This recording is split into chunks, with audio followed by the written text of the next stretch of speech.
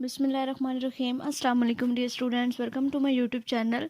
तो आज हम करेंगे कोई भी मैथ का क्विज़ हो जाए या किसी भी सब्जेक्ट का क्विज़ हो जाए जिसमें कैलकुलेशंस इंक्लूड होती हैं, तो उनको देखेंगे कि हम किस तरीके से क्विज़ेस को अपने को सॉल्व कर सकते हैं विद इन 90 सेकेंड, बल्कि विद इन 60 सेकेंड आप किस तरीके से अपने को इसको सॉल्व कर सकते हैं। बहुत ही आसान सा तरीका होता है। जिन स्टूडेंट्स से आप हेल्प लेते हैं, ग्रुप्स में आप क्विज़ करते हैं काफ़ी स्टूडेंट्स, तो सब स्टूडेंट्स बिल्कुल सेम होते हैं, एक जैसे होते हैं। अगर वो स्टूडेंट आपको एग्जैक्ट आंसर बता सकते हैं तो जो क्विज इंसान खुद कर रहा होता है वो भी बिल्कुल उस चीज़ को फॉलो कर सकते हैं। आप पूछा करें एक दूसरे से कि किस तरीके से आप मतलब किस तरह से आप हमें क्विज़ का मतलब एग्जैक्ट आंसर इतनी जल्दी बता सकते हैं, या इतनी बड़ी कैलकुलेशन है तो इसको किस तरह से हम सॉल्व कर सकते हैं।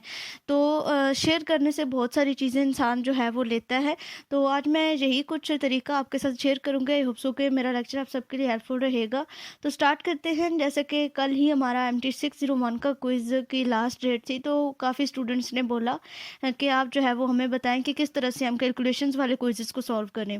तो जैसे कि इसी तरह के कुछ क्विज़ेस मैंने कल के क्विज़ में से ही कुछ क्विज़ेस लिए हैं जिनमें कैलकुलेशंस थी।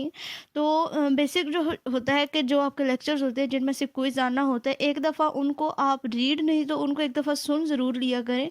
बेशक आप शॉर्ट लेक्चर लें या कुछ भी करें, उससे पहले अगर आप जो है वो अच्छे मार्क्स गेन करना चाहते हैं तो आप लाज़मी एक दफ़ा लेक्चर्स को सुना करें। पढ़ने में टाइम लगता है तो सुनना जो है, सुनने से भी बहुत सारी चीज़ें इंसान के माइंड में फ़िक्स हो जाती हैं। तो जिस तरह से ये MCQs कुछ जो है वो रिपीट हो रहे थे। If the weights are 1, 5 and 13 are optimistic, most likely and pessimistic time estimator respectively, then select the most suitable answer. तो इनमें से हमने सूटेबल आंसर बताना था। अब 90 सेकंड में हम हर एक फार्मूला अलग अलग लगा के सॉल्व नहीं कर सकते, लेकिन अगर इंसान के माइंड में एक चीज़ फिक्स हो जाए तो उसको कोई भी रिमूव नहीं कर सकता।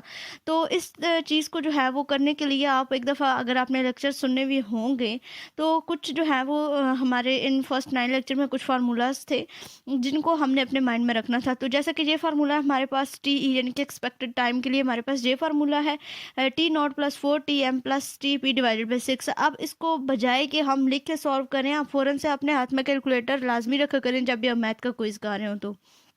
तो अब जो है वो इसने हमें बताया था कि 1, 5 एंड 13। 1 जो है इसने बोला कि ये ऑप्टिमिस्टिक टाइम है, 5 जो है ये इसका मोस्ट लाइकली, एंड 13 जो है इसका पेसिमिस्टिक टाइम है। तो फार्मूले के मुताबिक हमारा जो फर्स्ट पे आता है वो हमारे पास क्या आता है, ऑप्टिमिस्टिक टाइम आता है। तो यहाँ पे हमारे पास ऑप्टिमिस्टिक टाइम 1 है। हम फ़ौरन से अपने कैलकुलेटर पे कैलकुलेशन कर सकते हैं। 1 + 4 मल्टीप्लाई बाई 5 + 13 डिवाइडेड बाई 6। अगर इसे कोई आंसर आता है जो मतलब ये फार्मूला भी यहाँ पे दिया गया था, ठीक है।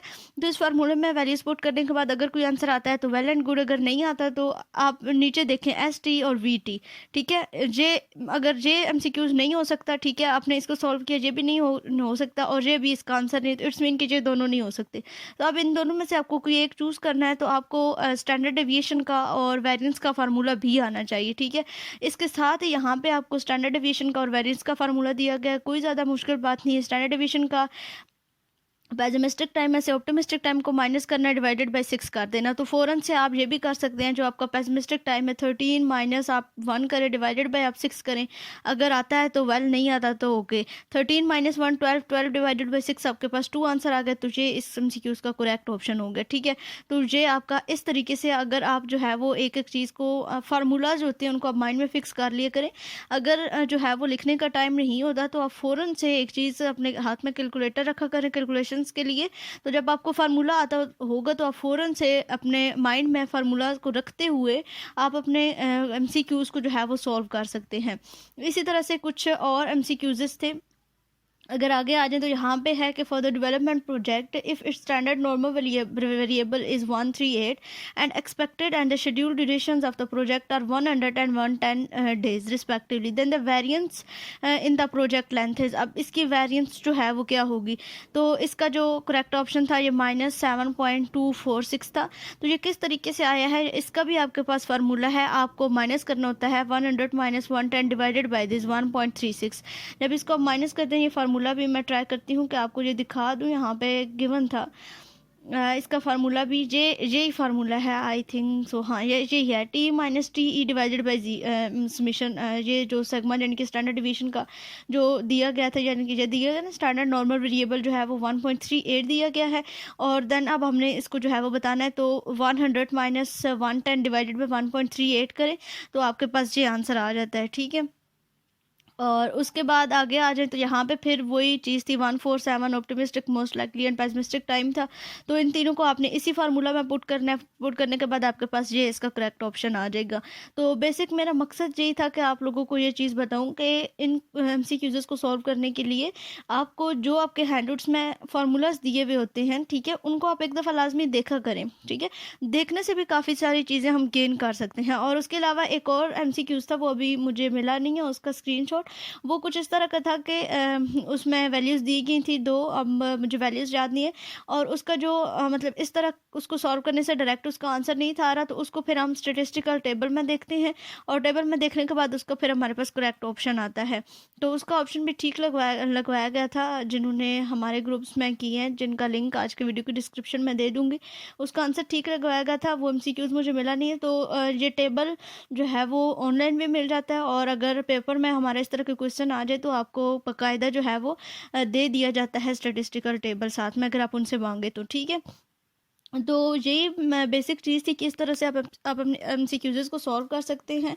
आई होप सो कि आपको समझ आ गई होगी बेसिक पॉइंट जो मैंने आपको बताए हैं। एक दफ़ा लाजमी फिर कहूँगी कि एक दफ़ा लाजमी लेक्चर्स को सुना करें, और जो चीज़ें हाईलाइट करवाई जाएँ लेक्चर्स में उनको आप अपने माइंड में जो है वो फिक्स किया करें। और हाथ में अपने कैलकुलेटर रखा करें जब भी कोई भी मैथ का क्विज़ करना हो, या कोई भी इस तरह का क्विज़ हो जिसमें आपको पता हो कि इसमें कैलकुलेशंस इन्वॉल्व हैं, तो उसके लिए आपके पास लाजमी है कि आपका कैलकुलेटर हो। I will try my best कि मैं ट्राई करूँगी कि नेक्स्ट जब हमारा क्विज़ ओपन होगा, तो क्विज़ के ओपन होने से पहले आपको एक वीडियो लेक्चर में समझा दूँगी कि इस तरह के क्विज़ेज़ आपके आ सकते हैं, और इनको फिर हम जल्दी से किस तरह से सॉल्व कर सकते हैं। तो आपको कैसी लगी मेरी ये टिप्स, और आप लाजमी बताइएगा कमेंट बॉक्स में। अगर चैनल में नए हैं तो चैनल को सब्सक्राइब कर दीजिए। मज़ीद इसी तरह की हेल्पफुल वीडियोज़ आप सबको मिलती रहेंगी। तो मिलते हैं अपने अगले लेक्चर में, तब तक के लिए अल्लाह हाफ़िज़।